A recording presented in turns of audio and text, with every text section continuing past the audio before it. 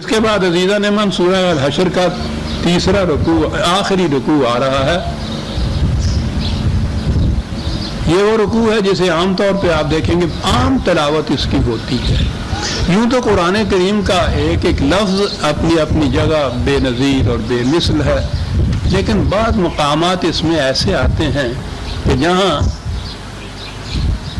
اس کی فکر کی، حقائق کی گہرائی اور اسلوب بیان کی رعنائی بڑی ہی درخشندہ ہوتی ہے، اور یہ وہ رکوع ہے جہاں کیفیت یہی ہے صاحب۔ میں بھی ساری عمر اس کی خاص طور پہ تلاوت کرتا رہا، خاص لذت ہے اس کے اندر، آپ بھی دیکھیں گے۔ جامعہ یہ اتنی ہے، میں عرض کرتا ہوں کہ اگر واقعی اس کے درس کے اوپر آؤں میں، جس کو نصاب کہتے ہیں، ٹیکسٹ کی طرح، ٹیکسٹ بک کی طرح پڑھانا کلاس کو، تو شاید یہ مہینوں میں بھی ختم نہ ہو۔ ایک ایک لفظ اس کا اتنا غور طلب، وسعت طلب، تشریح طلب ہے، لیکن ہمارے پاس تو اتنا وقت نہیں، اتنی فرصت نہیں، اس لیے میں ان کے مفہوم پر ہی اکتفا کروں گا اور گزرتا چلا جاؤں گا، وہ زیادہ توضیحات میں نہیں آؤں گا کہ وقت ہے نہیں۔ یا ایھا الذین آمنوا اتقوا اللہ، یہاں سے شروع ہوتی ہے بات۔ عام ترجمہ میں اللہ کا تقوی اختیار کرو، مفہوم ذہن میں نہیں آتا کہ یہ تقوی اختیار کیا کرو، اور جب آگے پوچھو تو یہ کہ متقی بن جاؤ، اور متقی اور پرہیزگار کا جو تصور ہمارے سامنے ہوتا ہے وہ تو پتہ ہی ہے آپ کو۔ واتقوا اللہ کہا کہ صاحب یہ تو اللہ کے متعلق کہا ہے، ترجمہ اس کا ہو گیا ڈرو اللہ سے۔ پھر وہ اللہ کا ڈر جو ہے، ڈر والی بات جو ہے قدم قدم پہ آپ سے آئے گی، اور خدا یہ کہتا ہے کہ صحیح معاشرہ جو ہے مومنین کا وہ یہ ہے کہ لا خوف علیہم ولا ہم یحزنون، انہیں کوئی خوف اور حزن نہیں ہوگا۔ میں نے عرض کیا تھا کہ یہ لفظ تقوی جو ہے اس کے معنی یہ ہے، وہ اس کی تشریح کے لیے پھر وہی حضرت عمر رضی اللہ تعالیٰ عنہ کے وہ بیان ہے، وہ بڑا ہی جامع اور وہ ایسا گرافک ہے کہ ذہن میں آ جاتا ہے تقوی کسے کہتے ہیں۔ پوچھا گیا تھا کہ تقوی کیا ہوتا ہے، کہا کہ تم کہیں اس پگڈنڈی میں سے گزرے ہو جس کے ادھر دونوں طرف خاردار جھاڑیاں ہوں؟ کہنے کہ جی ہاں۔ کہنے کہ پھر کیسے گزرتے ہو؟ تو عربوں کا لباس تو آپ جانتے ہیں نا، وہ ٹینٹس ہوتے ہیں اصل میں انہوں سے جو پہنے ہوئے تھے، اتنا کھلا کھلا لباس ہوتا ہے، کیسے گزرتے ہو؟ کہنے کہ جی کہ وہ ادھر سے یوں سمیٹتا ہوں، ادھر سے یوں سمیٹتا ہوں، پھر بیچ میں سے جاتا ہوں۔ کہا اسی کو تقوی کہتے ہیں۔ کیا بات ہے! یہ احتیاط برتنا اتنا کہ غلط کاموں کے کانٹوں سے دامن الجھ نہ جائے کہیں، یہ ہے۔ اور اللہ کا لفظ یہ خدا کے قوانین کی اطاعت اس طرح سے کہتا، احتیاط برتنا ہے، یہ محتاط ہو کے گزرنا ہے غلط راستوں سے کہ ان کے کانٹوں میں الجھ نہ جاؤں، اور راستہ وہ جو خدا نے متعین کیا ہوا۔ واتقوا اللہ، اور اگلے لفظ میں کیا عرض کروں، وَلْتَنظُرْ نَفْسٌ مَا قَدَّمَتْ لِغَدٍ۔ میں یہ عرض کروں گا کیا عرض کروں اس کے، دیکھو یہ کہ تم نے اپنے کل کے لیے کیا بھیجا ہے۔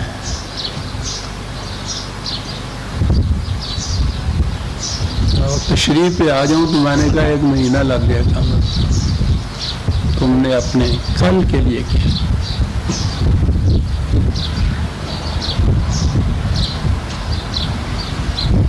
یہ کل جو ہے وَبِالْآخِرَةِ هُمْ يُوقِنُونَ جو ہے، جسے مستقبل کہتے ہیں، جسے فیوچر کہتے ہیں، وہ تو ایک سانس کے بعد اگلا سانس جو آ رہا ہے وہ بھی فیوچر ہے۔ آج کا دن، اس کے بعد جو کل کا دن آنے والا ہے وہ بھی فیوچر ہے۔ ایک قوم کی زندگی میں آج کی زندگی کے بعد جو اس قوم کی دوسری زندگی ہے وہ بھی فیوچر ہے، اور پھر قرآن کی روح سے اس زندگی کے بعد، موت کے بعد کی زندگی جو ہے وہ جسے آخرت کہتے ہیں وہ بھی مستقبل ہے۔ وہ جامع بات ہے قرآن جو بتا رہا ہے۔ ابتدا ہی پہلے صفحے پہ قرآن کے یہ ہوا وَبِالْآخِرَةِ هُمْ يُوقِنُونَ، یہ وہ قوم ہے جس کی نگاہ مستقبل کے اوپر رہتی ہے۔ اور آج کی دنیا میں بھی کسی سے پوچھو کہ جس قوم کی نگاہ مستقبل کے اوپر ہو وہ قوم دنیا کے اندر کتنی بلند پایا ہوتی ہے سر۔ ایک تو مفاد عاجلہ ہے کہ ابھی جو کچھ ملتا ہے تو لے،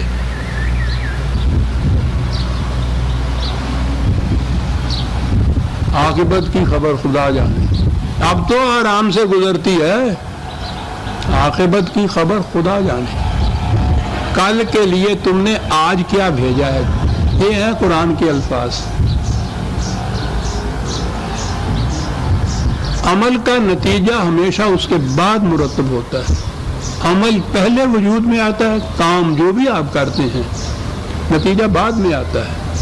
اسی لیے اس کے لیے قرآن نے عاقبت کا لفظ یا واقب کا لفظ ہوا. اب عاقب تو آپ جانتے ہیں نا، یہ الفاظ تو ہمارے ہاں بھی استعمال کرتے ہیں، لیکن عاقبت جب ہم کہتے ہیں تو پھر وہی مرنے کے بعد والی قیامت ہوتی ہے.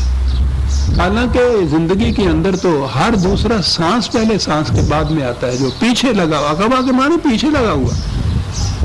قرآن کہتا ہے یہ ہے کہ تمہارا ہر کام جو تم کرتے ہو اس کا نتیجہ اس کے پیچھے لگا ہوا ہوتا ہے. کیا بات ہے یہ کہنے کی کہ وہ تو پیچھے لگا ہوا ہوتا ہے. اس کا وہ محسوس طور پر بعد میں سامنے آتا ہے. اس لیے اس کو کہا کہ بعد میں آنے والی جو چیز ہے، تم نے اپنے کل کے لیے کیا بھیجا. آج جو کچھ تم کر رہے ہو اس کا نتیجہ کل مرتب ہونا ہے. وہ کل ٹمارو یہی نہیں 24 گھنٹے والا جو کل ہے، یا مہینوں کا یا سالوں کا کل ہے. عمل کے بعد جو بھی وقت آئے گا وہ اس عمل کا کل آنے والا ہوگا، وہ اس کا فیوچر ہوگا، وہ اس کی عاقبت ہوگا. اس کے پیچھے نتیجہ لگا ہوا ہے. اور آپ کو پتہ ہے نا کہ گناہ کا جو ترجمہ ہم کرتے ہیں ذنب ہے نا، عربی زبان میں وہ چیز آ چکی ہوئی ہے. ذنب کے معنی ہوتا ہے یہ مویشیوں کی دم جو ان کے پیچھے چپکی ہوئی ہوتی. کہتا جہاں جی جائے وہ مویشی چلا جائے. کیا بات ہے ان عربوں کے الفاظ کی بھی، قرآن کے انتخاب کی بھی.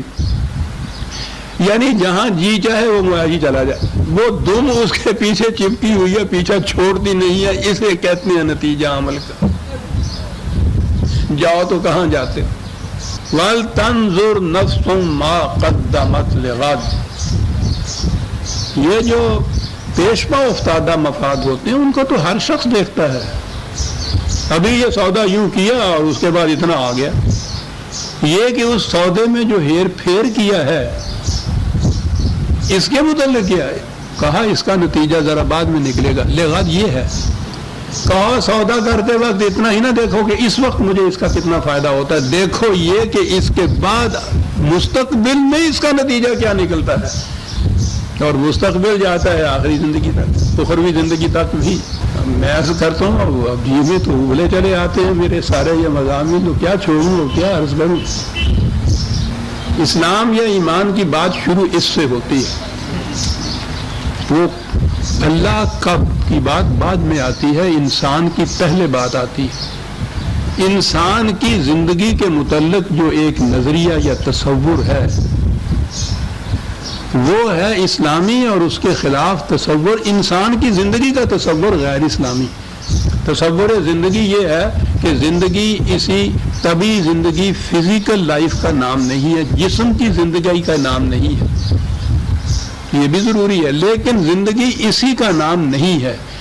انسان کے اندر ایک اور چیز بھی ہے، وہ جو بار بار آ چکی ہیں یہ باتیں، جسے اس کا نفس، اس کا سیلف، اس کی پرسنالٹی، اس کی خودی یہ کہتے ہیں. اصل نشو و نما، خیال رکھنا، حفاظت کرنا وہ تو اس سیلف کا ہے. یہ جسم جو ہے اس کا ایک ذریعہ ہے. یہ بھی ضروری ہے، منزل تک پہنچنے کے لیے گھوڑا ضروری ہوتا ہے، وہ مقصود بذات نہیں ہوتا. اسے تندرست و توانا رکھنا ہوتا ہے تاکہ آپ کو منزل تک پہنچا دے. انسانی جسم کی پرورش، نشو و نمات، حفاظت یہ ضروری ہے. یہ مقصود بذات نہیں ہے، انسانی ذات کی نشو و نما کے لیے ایک ذریعہ ہے. وہ جو ذات ہے انسان کی، وہ جو قرآن کے اقدار جنہیں کہتے ہیں، ویلیوز جنہیں آپ کہتے ہیں، ان کے مطابق زندگی بسر کرنے سے اس کی نشو و نما ہوتی ہے. اچھا کھانے سے جسم کی پرورش ہوتی ہے. لیکن یہ جو کھایا ہے آپ نے، یہ حلال کا کھائیں یا حرام کا کھائیں، جسم کی پرورش ہو جائے گی. وہ کھانا چوری کا ہو یا آپ نے کمائی کا لایا ہوا ہو، وہ اپنا اثر اسی طرح سے کرے گا. جسم کی پرورش میں اس کا کوئی امتیاز نہیں، تفریق نہیں، لیکن انسانی ذات پہ وہ اثر پڑتا ہے۔ اگر وہ حرام کا کھانا ہے تو انسانی ذات کی تقویت مٹ جاتی ہے، اگر وہ حلال کا کھانا ہے تو اس کی نشو و نما ہو جاتی ہے۔ اسے کہتے ہیں اقدار۔ تو ہر دنیاوی کام کے وقت دیکھنا یہ ہوگا کہ اس کا اثر میری ذات پہ کیا پڑتا ہے۔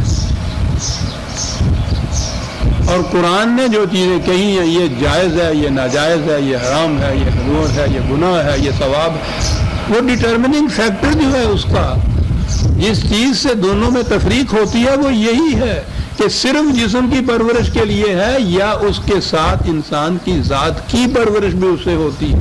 اس کی پرورش ہوتی ہے تو وہ ثواب بھی ہے، جائز بھی ہے، نیکی بھی ہے، حلال بھی ہے، اور اگر اس کی پرورش کی بجائے ڈیٹیوریشن ہوتی ہے، اس میں نقص پیدا ہوتا ہے، کمزوری پیدا ہوتی ہے، تو وہ چیز حرام بھی ہے، گناہ بھی ہے، ناجائز بھی ہے، غیر اسلامی بھی ہے، یوں کہتے چلے جائیے۔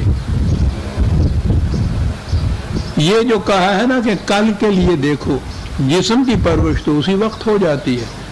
پیاس لگی ہوئی ہو، آپ کو سخت پانی آپ اٹھا کے پی لیجئے، پیاس بجھ جائے گی، فوری نتیجہ سامنے آئے گا۔ یا مثلا کہیے کہ وہ دودھ پی لیجئے تو پیاس بھی بجھے گی، جسم کی پرورش بھی۔ اگر وہ ناجائز ہے، حرام کا ہے، اس کا نتیجہ ذرا بعد میں جا کے نکلے گا۔ یہ ہے وَلْتَنْظُرْ نَفْسٌ مَا قَدَّمَتْ لِغَدٍ۔ ہر دنیاوی کام کرتے وقت یہ دیکھو کہ اس کے بعد فیوچر میں اس کا اثر مجھ پہ کیا پڑے گا۔ اللہ اکبر۔ دیکھ رہے ہیں کہ کس طرح سے اور کیا کہتا جا رہا ہے قرآن، ہر دنیاوی کام کرتے وقت۔ کہا نگاہ تمہاری صرف امیڈیٹ گین جو ہے، پیش پا افتادہ مفاد جو ہے، عاجلہ جسے قرآن کہتا ہے، اس پہ نگاہ تو ہوتی ہے ہر شخص کی، جسے اس کی پرواہ نہ ہو، جو عاجلہ مفاد ہے نفع نقصان کی، اسے تو پاگل کہتے ہیں۔ ہاں وہ تو پاگل ہے، اسے اپنے نفع نقصان کا بھی پتہ نہیں۔ لیکن وہ نفع نقصان انسانی جسم کی نفع نقصان، یہ طبعی زندگی کا نفع نقصان ہوتا ہے، جسے انسان کی اپنی ذات کا یا وہ جو مستقبل کہتے ہیں اس کے نفع نقصان کا جس کو علم نہ ہو، ہم میں سے اسے کوئی پاگل نہیں کہتا۔ اصل پاگل تو وہ ہے۔ وَلْتَنْظُرْ نَفْسٌ مَا قَدَّمَتْ لِغَدٍ۔ دھیان اس پہ رکھو، نگاہ میں یہ بات رکھو کہ اس کے بعد اس کا جو انجام، اس کا جو نتیجہ مرتب ہونے والا ہے وہ کیا ہے صاحب۔ ان اللہ خبیر بما تعملون۔ یہ دیکھیے جی، جو کچھ تم کرتے ہو کوئی اور دیکھنے والا یا باخبر ہو یا نہ، خدا اس سے باخبر ہوتا ہے۔ لیکن یاد رکھیے یہ جو خبیر کہا ہے، اس کے یہی معنی نہیں ہے کہ اس کو اس کا علم ہوتا ہے، بس تو علم ہوتا ہے تو ہوا کرے، وہ جانتا ہے، لیکن وہ جاننے کے معنی یہ ہے کہ اس سے تم چھپا نہیں سکتے، وہ نتیجہ مرتب ہو کر رہتا ہے صاحب۔ اور آگے جو الفاظ آئے ہیں اس کے لیے تو میں سوچتا ہوں کہ کیا عرض کروں، کیا بیان کروں۔ وَلَا تَكُونُوا كَالَّذِينَ نَسُوا اللَّهَ۔ ان لوگوں کی طرح نہ ہو جانا جنہوں نے خدا کو بھلا دیا۔ ہو گیا بس، خدا کو بھلا دیا۔ نتیجہ اس کا کیا ہوا؟ عزیزان من غور سے سنیے اور جا کے گھر میں بھی ان الفاظ کو دیکھیے گا۔ نتیجہ کیا ہوا؟ فَأَنْسَاهُمْ أَنفُسَهُمْ۔ خدا نے انہیں اپنے آپ سے بھلا دیا۔ اللہ اکبر۔ خدا کو بھلا دیا تو خدا کا کیا بگڑتا ہے؟ تو اس وقت میں خدا تھا جب تم میں سے کوئی بھی پیدا نہیں ہوا، تو عدم میں تھے، وجود میں تو کائنات نہیں آئی تھی اس کا، تو تم نے اس کو بھلا دیا تو کیا ہو گیا؟ یہ بات نہیں، اس کا نتیجہ سوچو کیا۔ اور اس کے اوپر میں آپ کیا عرض کروں کہ اس کی تشریح اور اس کی وضاحت جو ہے کیسے کر دوں اس آدھے گھنٹے میں۔ نسوا اللہ فانساہم انفسہم۔ خدا فراموشی حقیقت میں خود فراموشی کا نام ہے۔ یہ خود فراموشی کیا ہے؟ انسانی جسم کو انسان اپنی طبعی زندگی، اس کے مفاد کو تو سب کچھ سامنے رکھتا ہے، اس کو نہیں بھولتا وہ۔ تا وقت ہے کہ کوئی نشہ نہ ہو یا پاگل نہ ہو، اس کو تو رکھتا ہے خدا۔ فراموشی سے یہ بات نہیں ہوتی۔ فَأَنْسَاهُمْ أَنفُسَهُمْ، وہ ان کی ذات، ان کی سیلف، ان کا نفس وہ نظر انداز ہو جاتا ہے، اور جب وہ نظر انداز ہوا تو مقصد زندگی گیا، ختم ہوا، پھر حیوانی سطح کی زندگی رہ گئی۔ یہ فزیکل لائف طبی زندگی اور اس کی نشو و نما اور پرورش اور سامان، یہ سارے کا سارا یہ تو حیوانی سطح پہ، ہر حیوان یہ کرتا ہے اپنے لیے اور اپنے بچوں کے لیے۔ اصل چیز تو یہ تھا، حیوان اس کا جسمانی نشو و نما یا پرورش مقصود بالذات ہے، کسی مقصد کا ذریعہ نہیں، اس لیے اس کے ہاں حرام اور حلال کی تمیز کا سوال نہیں ہے۔ اس کے ہاں تو جو چیز مفید اور مضر ہے اس کا علم خدا نے ان کے اپنے اندر رکھ دیا ہوا ہے، جیسے جبلت کہتے ہیں، وہ وہاں جائز ناجائز والی بات نہیں۔ وہ یہ سمجھ لیجئے کہ خدا نے جب بکری کے لیے گوشت حرام قرار دیا ہے تو اس کی طرف آنکھ اٹھا کے بھی نہیں دیکھتی، لیکن وہ یہ بات نہیں، انسان کی زندگی میں یہ چیز ہے کہ جو کچھ اقدار خداوندی کے مطابق ہے وہ ہے جس سے انسانی نفس سامنے رہتا ہے۔ خدا کو بھلانے کے معنی یہ ہیں کہ اس کے احکام، اس کے قوانین، اس کی اقدار، اس کے اصول زندگی، ان کو فراموش کر دیا تو نتیجہ کیا ہوا؟ نتیجہ یہ کہ تم نے خود اپنی ذات، اپنے آپ کو فراموش کر دیا، بھول گئے اس کو کہ زندگی یہ تھی۔ فَأَنْسَاهُمْ أَنفُسَهُمْ، اسی لیے بال نے جس انداز سے یہ کہا ہے، شاخ نہال سدرائی خار و خسے چمن مشاؤ، تو سدرا کے شجر طوبہ کی ایک شاخ ہے، انسان سے کہہ رہا ہے تو یہ باغ کا جھنکار جھنکتا ہے، یہ پتے، یہ خوشبو، یہ کیوں ہو جاتا ہے؟